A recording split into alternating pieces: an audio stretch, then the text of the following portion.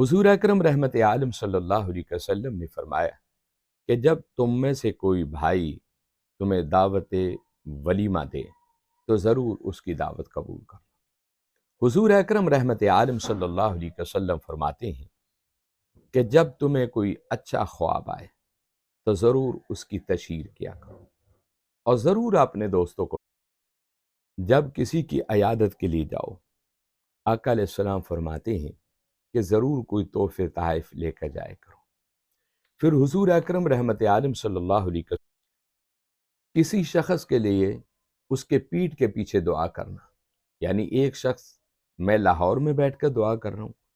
اور میرا کوئی ساتھی اسلام آباد میں ہے، حضور اکرم رحمت عالم صلی اللہ علیہ وسلم سے پوچھا کہ یہود اور نصارہ کے لیے دعا کیسی کی جائے؟ آقا علیہ السلام فرماتے ہیں کہ جب تمہارے لیے